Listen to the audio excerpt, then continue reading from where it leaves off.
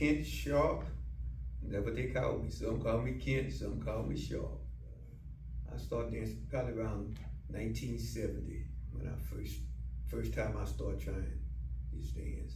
Well, number one, it seemed like all the ladies liked the men who knew how to two-step, you know, and so that's really what attracted me to it.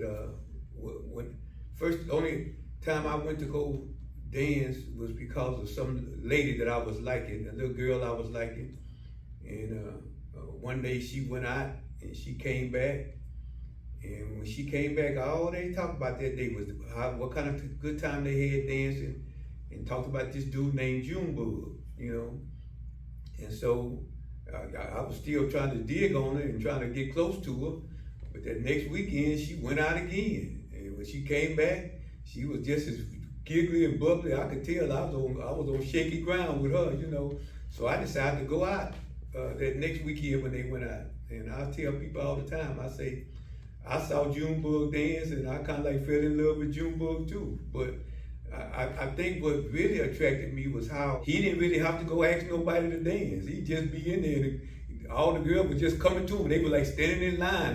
They want to dance with Junebug. And it's like, I was fascinated with that. I was fascinated with seeing how little girls was just crazy about the dudes that day. If you were sitting down and wasn't doing nothing, they didn't pay you no attention. But if you could dance, you ain't have no problem. And I think I was, back during that time, I may be a little kind of shy with girls. And with that, when I started learning how to dance, I ain't have to say much, you know. I just had to go put my hand out, you know. So I think, you know, but I remember watching what they were doing, and it was called swing out back then. And I can remember seeing the basics, and I remember going home that night, and that's all I was doing. I'd take a broom, and I was like trying to dance with the broom, trying to figure out how my steps, everybody danced real fast back then. And back then, the man, today, the lady is like the showcase piece. But back then, the man was the showcase piece. You know, you be dancing with him, and you only had about 3 or 4 moves. They were just real simple moves, 8-count moves, kind of just like swing out. They would get 8-count moves, but you would always break away. You let the girl go, you spin out, and most of the girls back then, they had their own little showcase piece too. So they had, when you let them go, they had to go into it and know what they were doing. And if they decided to do some showcase move when they came back, they knew they needed to be on step. And so it made everybody practice. It made everybody practice to try to learn. If you turned around, if you left your partner for a second and did some move, when you came back, you need to know how to keep a count in your head. So when you came back, you're gonna be back on step. And that's kind of like where it started. I started taking a tie and tied around the doorknob, and learn dance with the doorknob and the tie. And I remember how I used to go to sleep, man. And when I go to sleep, I would sleep with dancing in my head. That's all I was doing. Every night I went to sleep, I slept dancing, you know. And that I just got fascinated with it. And the more I started to learn how to do it, before then, I would go to little house parties. And people were doing just, you know, the little loose boogie all the time. But I wasn't no dancer. And so I just sit there, and I'd always wait on the slow record. When the slow record came on, I would have got me a girl. I'd be looking at all the girls who were sitting there, wasn't getting no dances that night. When the slow record came on, I know she ready to dance. I'd go get her a slow drag, you know. And that's all I would do. I was at a party just a slow drag. Most of the time I went there just because I was with some other fellas and they wanted to go. And dancing didn't really interest me until that incident with the little girl that I was liking, and me seeing Junebug dance. And then, back then, the men used to dance with each other a lot. They would be dancing on side of each other, they'd swing the girl out, and then the 2 men, they would start dancing together, you know. And Junebug and this dude named Bobby Joe, they would dance all the time, and they had these little things where they would drop and they spin, and you know, they were just showpieces. They were showpieces, and I liked that. I was attracted to that, and I wanted to learn how to do that, you know. And I think because it attracted me so much, and I wanted to be in that kind of crowd, it pushed me to every day to try to do something to add to what I was already learning. But I think once you kind of hit that little peak, I think it's just something you know. You know when you look around and you see other stuff going on, and you know who you better than. You know what class you in at that time. You know, and so then it's up to you to decide if you want to stay in that class or do you want to try to elevate yourself. It was like nothing I've really never seen today. You know, that it was because it was only one main dance here. That was the Houston Swing Out. You know, everybody, wherever you went, if people were couple dancing, that's usually what the dancing they were doing. You know, now we were kids. We started dancing at a young age. We wasn't 35, 40 years old. We started dancing in school. You know, like when I was in 10th grade, I was dancing, but I was dancing with some girls who was like in the 9th grade, in the 8th grade. You know, and we just kind of like, I don't even know how they learned how to dance, but that's just kind of how it was. It was just a bunch. They used to have a place called Continental Showcase, and they would cater to teenagers on Sunday. It was a Happy Feet, Wash Allen Happy Feet dance. It's 2 o'clock at the Continental Showcase, and I used to live right 2 blocks away from the Continental Showcase, the street that ran the dead end right into the showcase.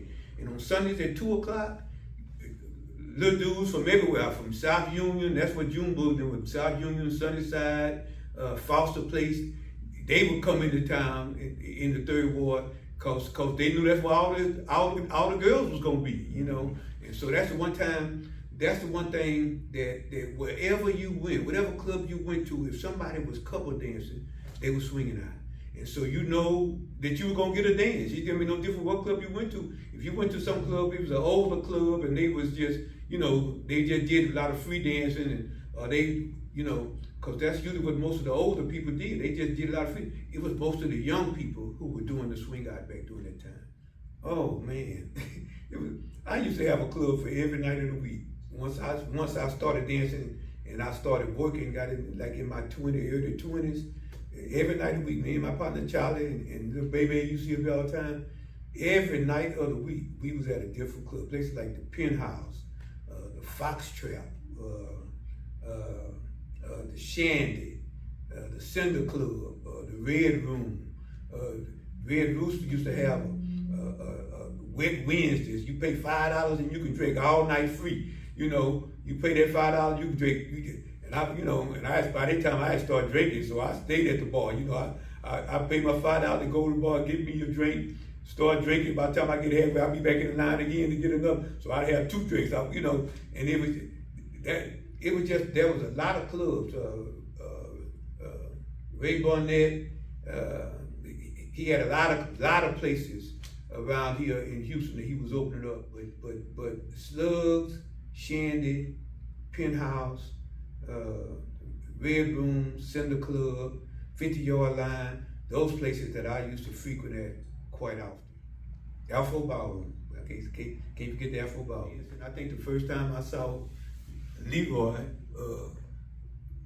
roll somebody on the floor, take somebody, put on his head and take around like an airplane, you know, I think that when first time I saw that, it's like, that was like a wow moment, you know. And I remember we used to have contests all the time back then. You know, we was at Maxwell. We used to have contests all the time. And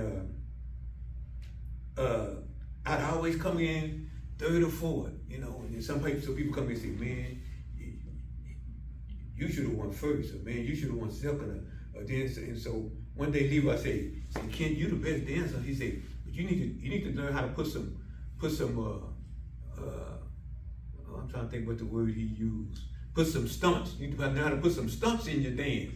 So the first time I ever saw Leroy dance was at the Shandy. I left Slugs one night and I went over to the Shandy, and Leroy was in there dancing with this chick that I had never saw before, but she could dance.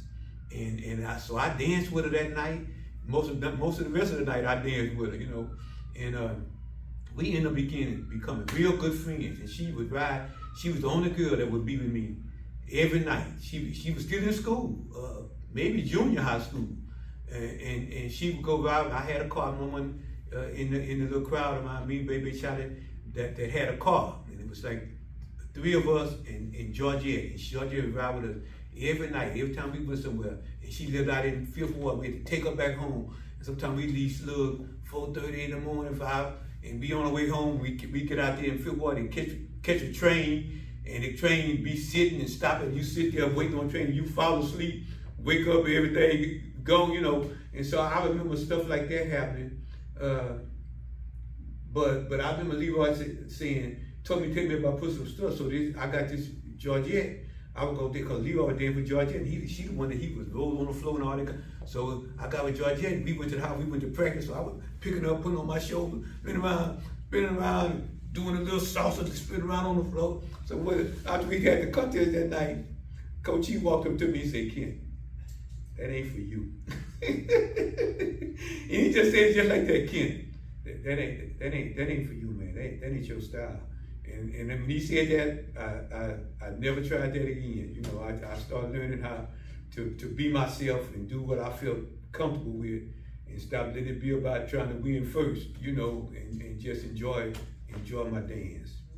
I think anytime somebody in the dance community recognizes me, recognizes to my class, the group.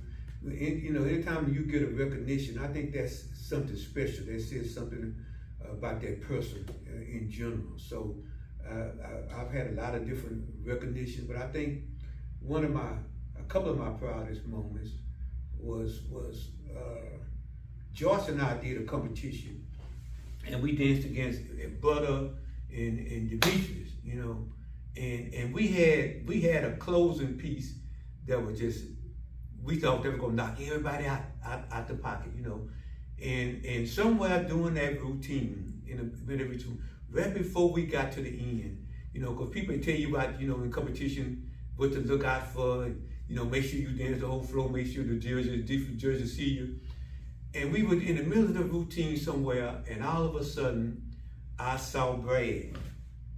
And I realized that was the first time in that routine that I had saw Brad. And it's like, boom, everything went blank. And Joyce was trying to take me into our closing, but I was in my head about, you know, man, I ain't seen Brad all night long, you know. And so I knew that was deducting points because all the judges, I hadn't faced all the judges. And so we missed our closing. And I had people come to me that night who were some judges, and I remember this white boy came, he was in love with the songs, the old white man. He said, "Ben," he said, he praised us for the dance, but he said, "Lady in Red," that was the song. And Joyce had on this red dress, and we killed it, but we won 7th place, and Brad came to me, he said, "You didn't look at me not once all night long." And when he said that, I knew it, because I know that's what messed my closing up. Nobody never got a chance to see our closing, cause Joyce couldn't even take me into it, it's like I was in my damn head somewhere. It's like I said, damn, like I done messed this one up, you know. And I felt so bad. I felt so bad about that one incident. But I think I made up for it the competition that we did, and Iris and I, the first time Iris and I danced. I think I made up for it with that one there. You know, because I've been recognized by, I've been recognized by, by your company, Flow Motion, been recognized by Marcus and them company back when they were all together, when they were up under the umbrella together. Just the different recognitions that I've gotten from people. I think that's special to me. I love teaching. I really love teaching. That's really what I love doing. I was thinking about that sometime today, because I've talked to a couple people about maybe retiring. That's the word I was using. Retiring, from not from dancing, but from teaching, from the business, from having to be committed. I was thinking about retiring from doing that, and I was thinking today about how used to be like when I first started showcasing and stuff, I enjoyed creating different moves and doing different stuff to go into showcasing. That I don't enjoy trying to create as much as I like doing what I do, but so I started to tell myself today, I said, maybe it's time to, if you don't enjoy it like you used to enjoy it, you know, being creative and trying to think of new stuff, maybe it's time to kind of sit down a little bit. So I don't know where I am with that right now, but that was just a thought that ran across my head today. You know, I think what really holds me right now and keeps me is my class. You know, they keep saying, "No, man, where we go?" You know, and I don't want the class to break up. I got plenty of people in class who capable of taking over. Just and starting their own. And matter of fact, I have a couple of people in class now who teaching their own classes. And so I think that's a big accomplishment for me. So I don't want the class, because I have people with me that've been with me for a long time and they kind of like family. And I hate to, just because I say, well, I'm finna stop doing this, I'm finna give it up, the whole thing just break up, So right now, I'm still in my head with that, what that's gonna look like for me, or what it's gonna look like for the group, for the betterment of the group. Right now, I think probably the biggest challenge is just the egos and the false pride that so many people have. I think that's the only thing that really is standing in the way of the dance community as a whole, of being back like it used to be. Like I said, when we first started, it was just one dance, so it wasn't no problem. But Houston is kind of like a smorgasbord of people, and because of that, it invites all kind of dances in, And so I believe a person ought to be able to do whatever dance they want to do. And so I just think if people can get their false pride out the way, get their egos out the way, and just let people be who they are, and just come out to enjoy the dance, come do what you do. Go where you want to go and be with the people you want to be with, and just dance, and quit looking at everybody else and trying to figure out what everybody else doing and why they doing it. I think that's probably the biggest thing right there. There are some areas of dance I just feel real good about right now, like it is. Like with, say our second Saturday dance. I feel real good about the direction with his head, because it draws all kind of people. It draws everybody, no matter different what dance it is. It draws people. Now you still have some people that still hold back, but I think because when we throw a dance, we don't say it's a two-step dance. We just say come dance, come celebrate with us, or come dance with us. And we say all dances are welcome. And I think we need to see that happening more. Where each dance is inclusive. They make everybody feel inclusive. Now you can go to other dances and you can go there and dance with different people, and they're gonna help you feel well. But I think sometimes the people that host, when you put a title on it, or you make it uninclusive, then some people feel that, and they don't feel welcome, so they just stay away. Sometimes they might want to go because they know some of their friends gonna be there, but they stay away because they don't feel like they were welcomed to it. And so I think that's a place I like to see us go. From '88 to '93, it's like I was out of the dance community, period. I wasn't going out, period. But I had people who were going out, and every now and then they'd come back and they say, "Hey man, you ought to come such a place." And then people say, and one night, the dude Dennis told me, he told me that Georgette was that girl who I had met dancing with Leroy, and she had moved to Louisiana, and I hadn't seen her in a bunch of years, heard from her in a bunch of years. And he told me, Georgette be up there. And I went out that night so I could go see Georgette. And I've been stuck ever since I went out there one night. I went out there one night, and I've been stuck back at it ever since then. So it was in '93 when I came back out. You don't see a lot of, the June Bugs and the Fred and a lot of people who didn't transition because they still remember swing out, how they used to swing out, and when they swing out, they were the top of the town. And now you got so many other people who the top of the town now, so many other people who have, it really wasn't but a few of us that transitioned from swing out into two-step that you still see around there. Back in the day, everybody danced, and so I would like to see it like that again, Well, I think number one, we have to keep teaching it. We have to keep promoting it. I tell you what, Jay, put it like this here, that I have watched you come into the dance community, and I see your passion.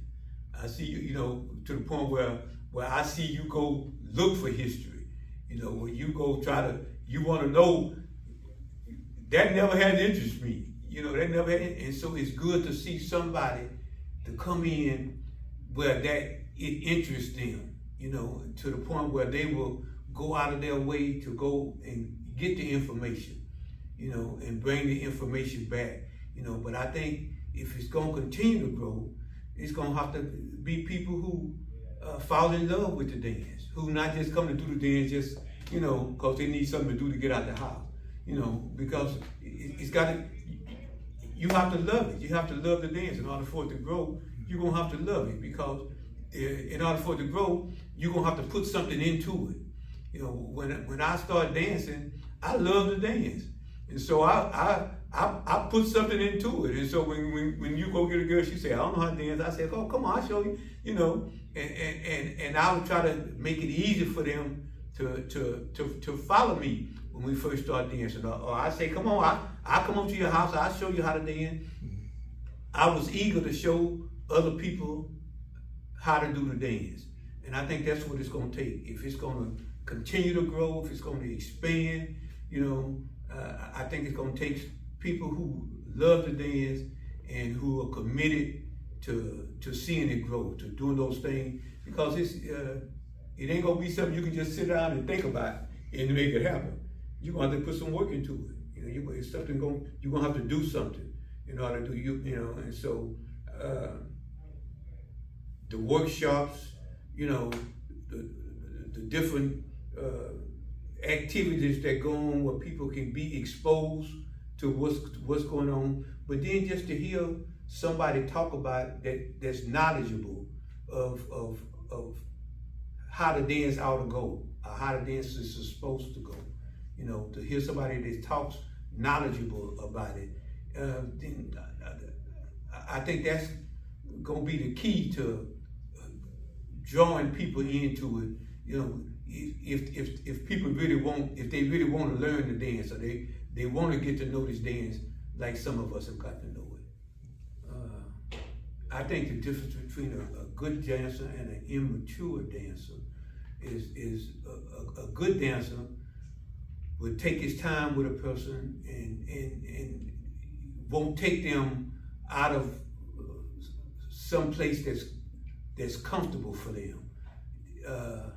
In other words, he's not a selfish dancer, that he just won't do stuff just because that's what he want to do, regardless of how it make you look. That he is somebody who can take his time with a person and feel that person out and see where that person is before he start doing some stuff. Like I have people who will come to me and they just learning how to dance, but they used to come to me and say, show me how to lead, or show me how, and in my mind, I'll be saying, you need to get your basics, learn how to do your basics. Remember where your basic step is, what step you need to be on first before you start.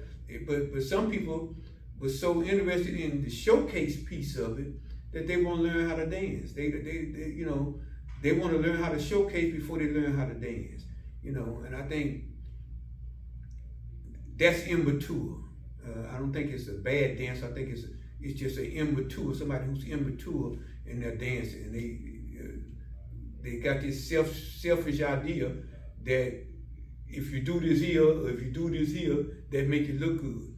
But I know some people who can do some of the same moves that I do, but they don't look like I do when I do it.